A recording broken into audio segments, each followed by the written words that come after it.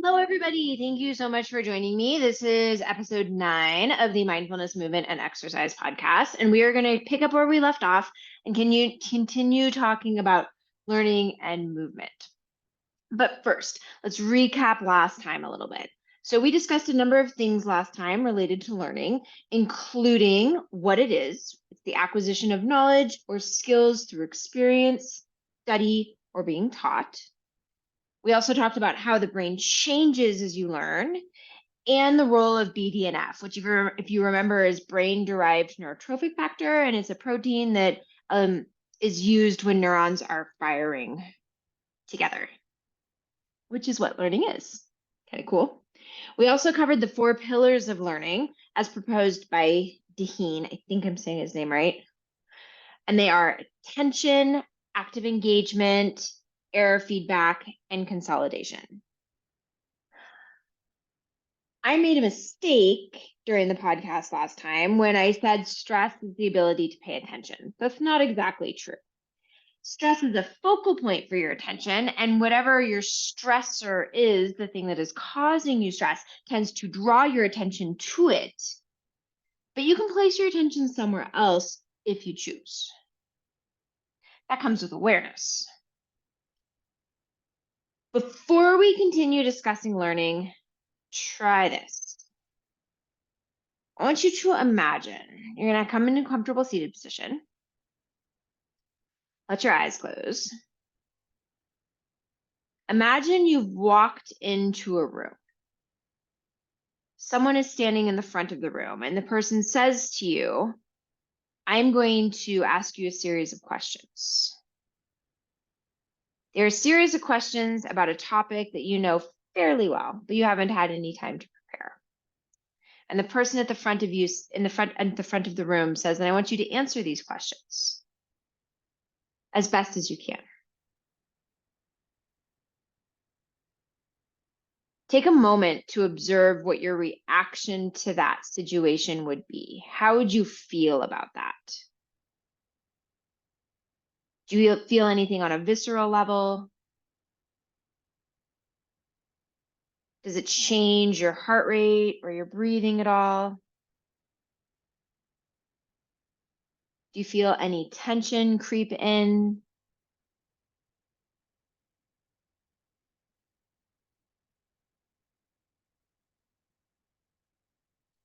Now I want you to imagine that you've walked into that same room. You've been prepared ahead of time. You've been told ahead of time that you're going to be asked a series of questions around a topic that you know well. You have time to review the topic. You even have time to make some flashcards to kind of figure out what you know about the topic. The person begins asking you questions. How does this feel? Do you feel more confident? Are there as many shifts viscerally or in your muscular tension?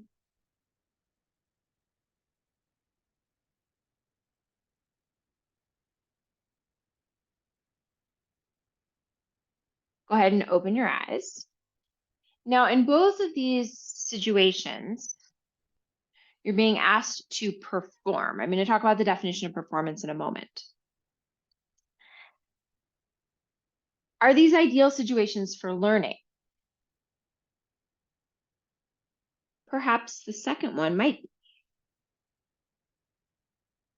Perhaps the first one might be less so. Why? And everyone's going to be a little bit different with this. Not everyone's going to have the same reactions.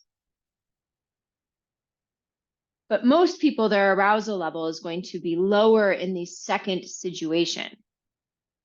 This is not to say that the arousal level will be gone. It will be low. It's not going to be low because you're still being asked to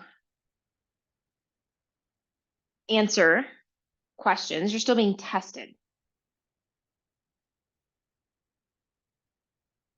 But you've had time to prepare. You've had time to make sure you're coming to the table with something.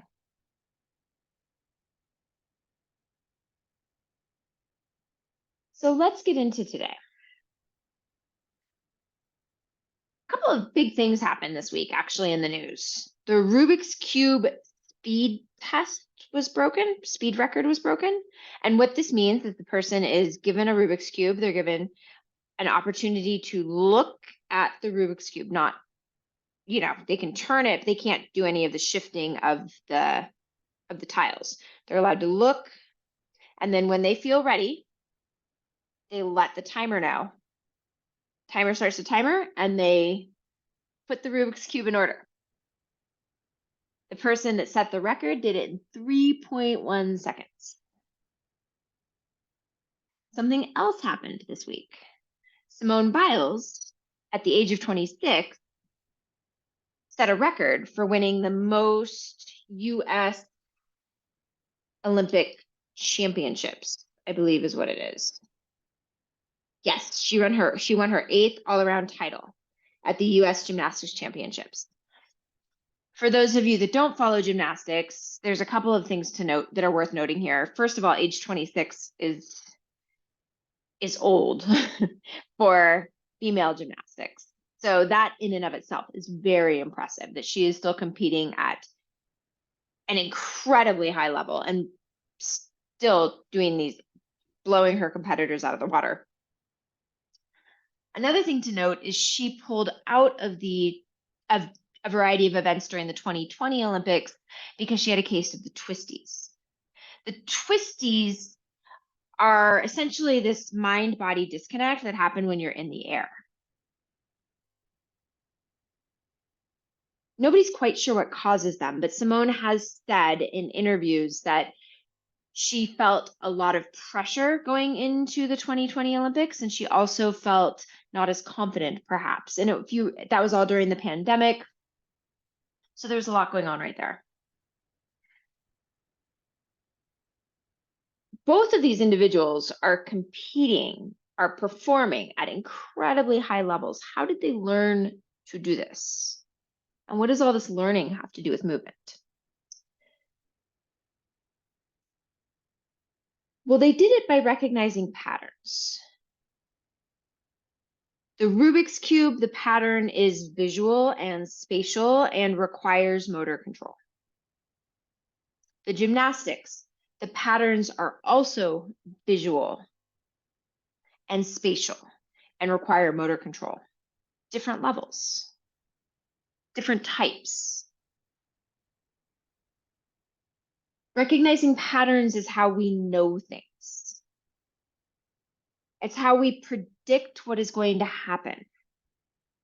It's a way for us to make sense of things, and it's a result of learning. It's a result of past experience. It's a result of practicing things prior to the day where you're asked to perform. Now, many of us are never going to be in a situation where we actually have to perform our skills.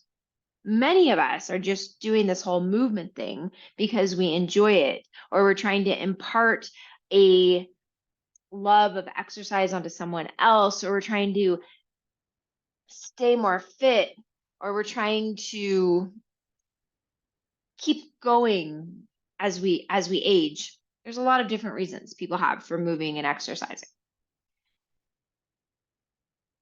But the more confident we are in our movement vocabulary and whatever skill set we have, the more we're going to be able to apply it and transfer it to other areas of our life. Which this is where I think things get really interesting. So what exactly is motor learning? There's a few different definitions, but for the purposes of today, I'm going to go with the definition that I found on a human kinetics. It's an excerpt from a book on motor learning, and I found it on the human kinetics website. Motor learning is a relatively permanent change in the ability to execute a motor skill as the result of practice or experience. Let's unpack that a little bit. So it's a permanent change in your ability. It means that how you were doing this thing in the beginning is different. When you first started practicing it is different than how you are doing it now.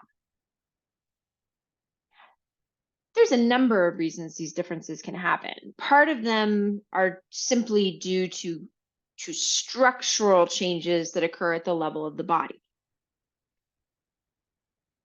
If I'm going to teach someone how to deadlift and the person does not have a baseline level of strength, I'm going to start with really light weight, and I might use a variety of feedback tools to help the person understand the action of deadlifting. After a short amount of time, because let's be perfectly honest, deadlifting is, unless you're trying to deadlift the maximum amount of weight possible, deadlifting is not a very complex motor skill. After a short period of time, so as a result, the period of time for this is going to be short, the person will be able to understand how to perform the deadlift without me instructing it in any way. This isn't to say that there isn't more that can be learned from the deadlift. You can play with all kinds of different things, but that's going to require a lot of internal curiosity, or a lot of curiosity from the person coaching you to direct your attention to other places.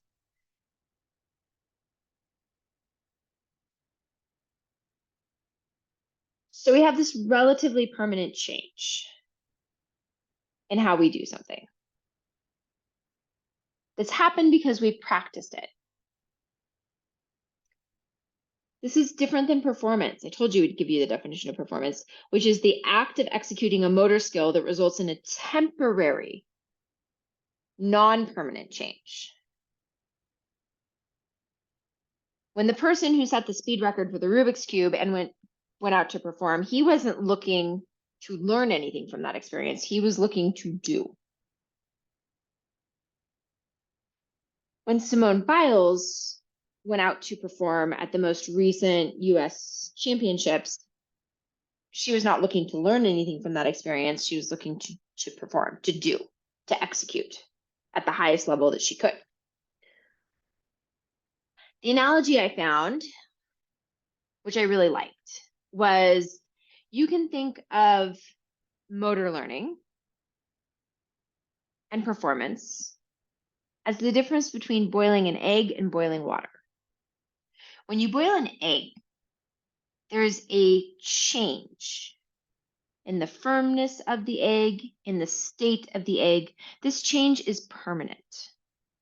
The egg is never going to go back to being the runny, unformed thing that it was before. Contrast this with water. When you boil water,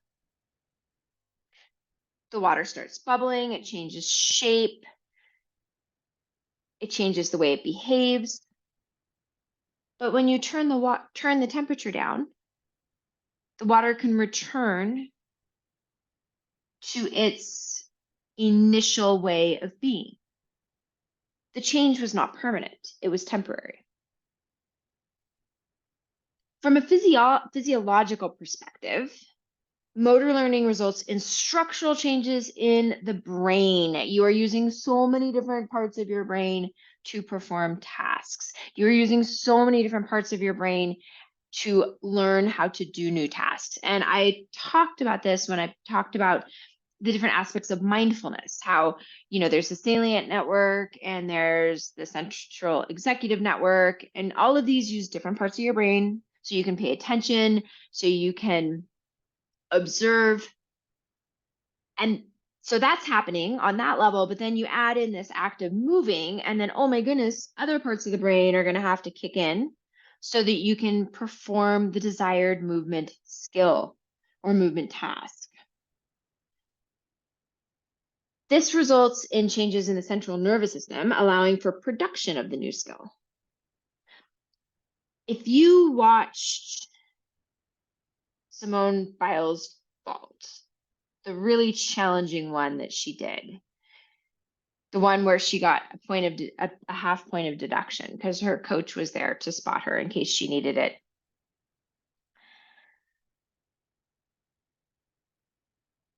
There was a lot of work that went into perfecting that skill. How did she learn how to do that with her body? One of the things she does as she executes that fault, which would be very easy to miss if you weren't used to looking at movement, is she rotates her head. The head almost drives the motion. At some point along the way, she figured that out. She figured out that if she did that, it increased her chance of success. Again, permanent. This learning at thing, it's permanent. We figure out things that work and we go with it.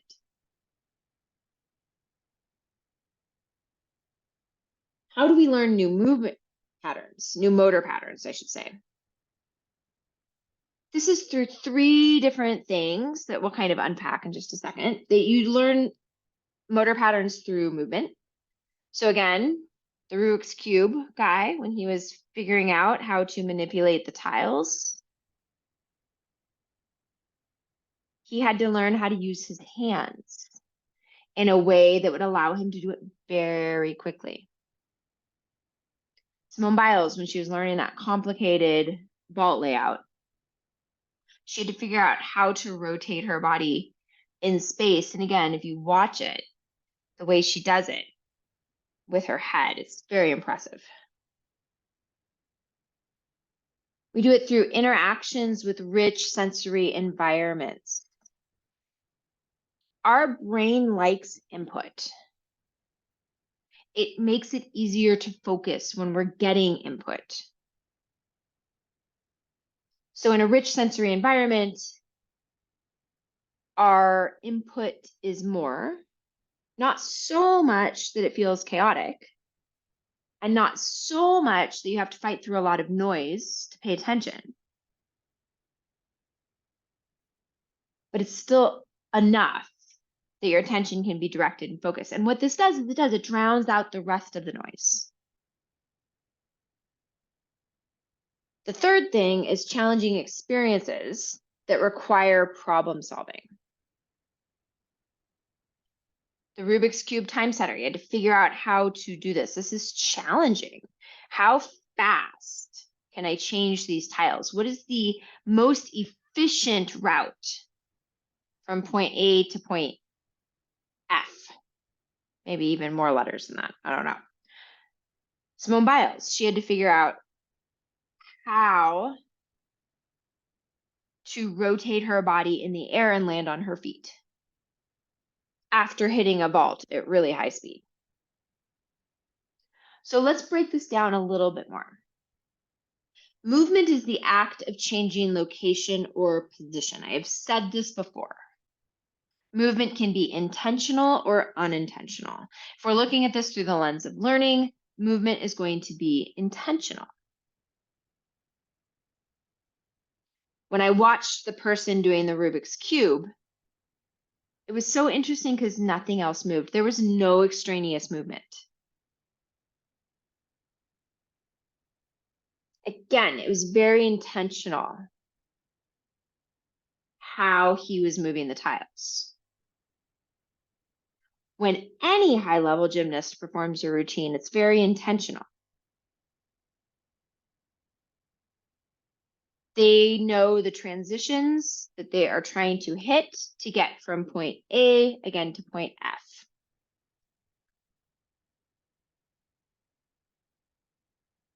There's a high level of focus there.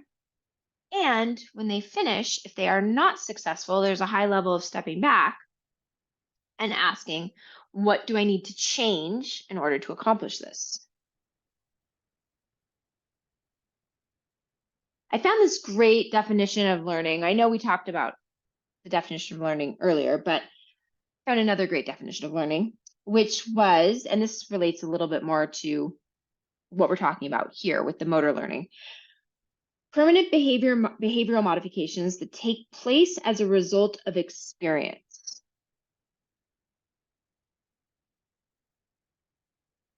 So if we think about learning in any sort of fitness environment or movement environment, it's purposeful. You're learning something because you want to, not because you have to. And this, I think, is where exercise and movement get a little tricky. A lot of people feel like they have to exercise. They don't necessarily feel like they want to exercise. So when you think of it from that lens, how effective is learning going to be? Is the person going to learn as much as someone who's really curious and really interested? And in all fairness, do traditional fitness environments lend themselves to this level of inquiry? Or are we just doing exercises to do exercises? Just some things to ponder. Interactions with rich sensory environments. So let's go on to number 2. Covered movement. Let's go on to number 2. These interactions with these rich sensory environments. A Rubik's Cube, for the right person, is going to be inherently interesting. It's a cube. Its tiles rotate and shift. There's color. So you get the sensory input from the visual input. You get the sensory input from the ability to manipulate and move the tiles. It in and of itself, and you have something that it can do. When you move the tiles, you change the colors. So the Rubik's Cube, again, for some, is going to be a rich sensory environment. It's going to be interesting. Gymnastics equipment, for some, is going to be interesting. You have different textures. You have mats that bounce. You have mats that are soft that you can tumble and manipulate your body into. You have bars that are uneven that you can swing and catch and move your body around. You have changes in height with things like the vault. You have balance challenges with things like the beam. Again, for some, this will be really interesting. It's going to be very sensory rich. If you watch young children, if they ever walk into your space, you don't need to give them toys. They will find their own toys. They will find whatever looks interesting and different to them and start playing with it. We lose that a little bit as adults. We stop viewing our surroundings as interesting. We are told when we walk into a gym that these are the things we are supposed to do with the equipment. But what happens if you walk into a gym without that perception? What happens if you walk into a gym and just think, oh, what can I do with these things today? What shows up? What do you get curious about? What draws your attention?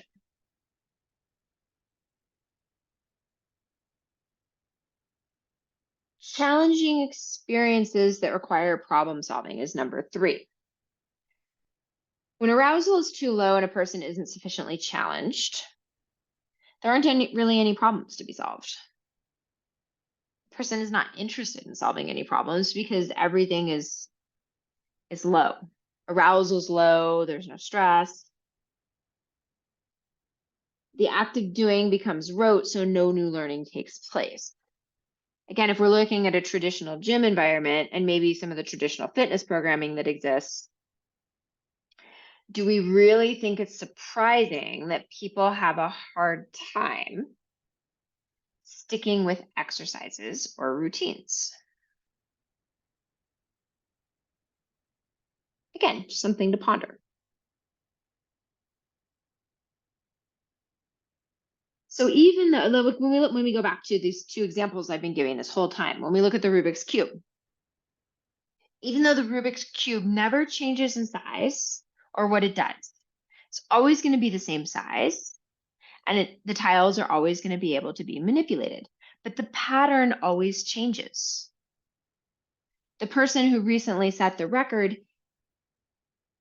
he presumably became really good at figuring out how to manipulate the patterns. So, to increase the challenge, so that he could increase his problem solving abilities, he began doing it for time.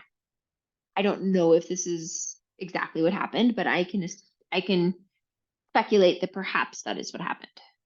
Because doing it for time added a new layer of problem solving that needed to occur. Simone Biles. Think of all of the skills she's learned that preceded what she's doing now. Every time she became really good at a skill, she would change the challenge a little bit so that there was a new problem to solve.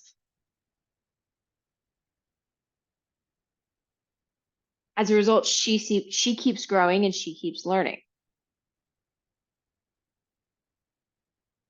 There's so much more I could say about this, but I'm going to leave it with this. How do you keep growing and learning within your movement practice? How do you continue to challenge yourself, not just physically, but mentally, with your body and how it interacts with the environment? Again, just some things to ponder. Thank you so much, everybody, for joining me. I will be back next time with one more closeout podcast on this particular theme. As always, if you have any questions, feel free to hit me up. All right. Thank you.